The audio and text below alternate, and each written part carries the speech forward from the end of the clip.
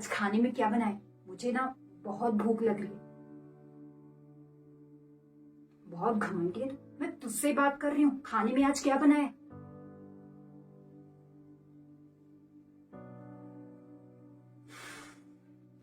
अरे बहू, बहुत ही अकड़बाज है रे तू। जब मैंने पूछा खाने में क्या बनाए, तब तो तू गूंगी बन गई।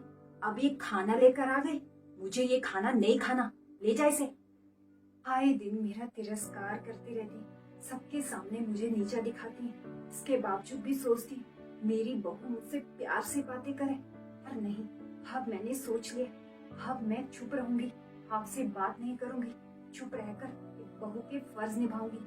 बहुत हो गया, नहीं खाना खाना, मत खाओ, मैं यही रख कर चली जाऊंगी। जब भूख लगेगी खुद खा लेंगी। पता नहीं कब आएगा ये बेटा। माँ, ये क्या? ये तो सुबह की सब्जी है ना, जो प्रिया ने मुझे टिफिन में दी थी। तुमने आज खाना नहीं खाया?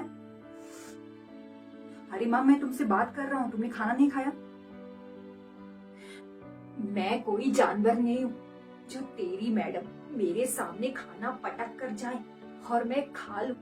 अरे मैं क्या चाहती हूँ कि मेरी बहू दो बोल मुझसे प्यार से बोले, पर तेरी मैडम नहीं।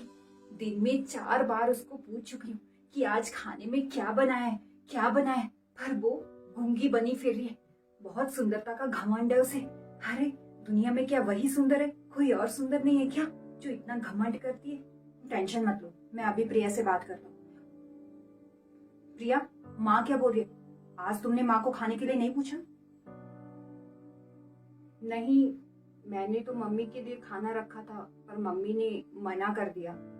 इसकी माँ भी इसके सास के साथ ऐसा ही करती होगी, तभी तो वही तो लक्षण सिखाए हैं इसने अपनी बेटी को। मेरे साथ भी यही कर रही है। बहुत हो गया, अब नहीं। मम्मी जी बस कीजिए, बहुत हो गया, अब नहीं। मैं अपने माँ बाप के खिलाफ एक शब्द नहीं सुनूंगी। आपको जो बोलना है ना, मुझे बोलिए। मैं यहाँ जीती जागती खड़ी हूँ।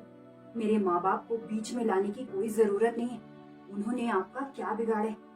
जब देखो मेरे माँ बाप को बुरा भला कहती रहती हैं। बस कीजिए। अरे बहू, तुझ में जुबान भी है? सुबह से मैं कितनी बार पूछ चुकी हूँ कि आज में खाने में क्या बनाए, क्या बनाए। तब तो तू गूंगी बनी फिर रही थी। मैं सुबह से गूंगी बनकर फिर रही, इसका कारण भी आप ही हो। आप पड़ोसियों से क्या कह रही थी? मेरी बहू मुझे पूछती नहीं, मेरे रिश्तेदारों को नहीं पूछती, घर का काम नहीं करती। अभी तक इसका बच्चा भी नहीं है। पता नहीं कौन सी बीमारी है इसे, और इसके मायके वालों ने फ्री फंड में भेज दिया इसे। जी मुझे एक बात बताओ, कब नहीं पूछती मैं आपके रिश्तेदारों को? 1.5 साल हो गया हमारी शादी को। आपके रिश्तेदार तो आते जाते रहते। मुझ अकेली को आराम करने के लिए कमरा नहीं होता।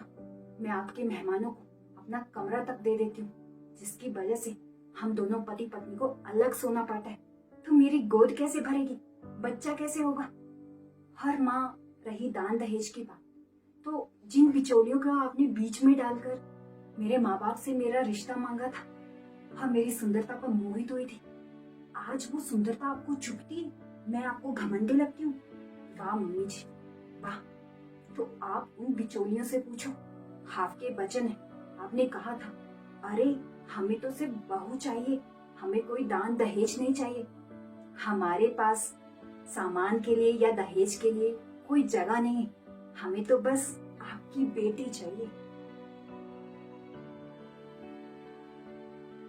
इसलिए मेरे पिता ने लाखों डिपॉजिट किए थे मेरे लिए, और ये बात मेरे पतिदेव भी जानते। और आप हमेशा मेरे पतिदेव से क्या कहती हैं? याद करवाऊं? अपनी मैडम को बोलो मुंह पर ताला लगा कर रखे। ज्यादा पटर पटर किया ना तो इस घर से निकाल दूंगी। याद आए? पतिदेव, मैं सही बोल रही हूँ ना? अपनी माँ को याद करवाओ ना कि वो क्या क्या कहती। जी, आज मैं बिना कुछ बोले आपके सामने खाना रख कर गई, इससे आप अपने आप को जानवर मानने लगी। आप मेरा सोचिए, हाय दिन मेरा तिरस्कार करती रहती, मेरी बेइज्जती करती रहती, मेरे माँ बाप को बुरा भला कहती हैं, अपने तानों से मुझे नोच खाती हैं। मेरे ऊपर क्या गुजरती है, कभी सोचा है? और अगर मैं आपको पलट कर जवाब दूं या आपको आईना दिखाऊं तो आपका एक ही जवाब रहता है, निकल जाओ मेरे घर से।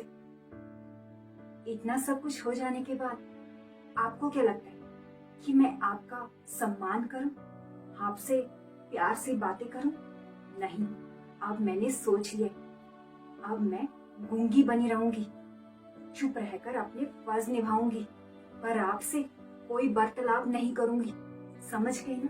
ये मेरे आत्म सम्मान के लिए अच्छा होगा मम्मी जी।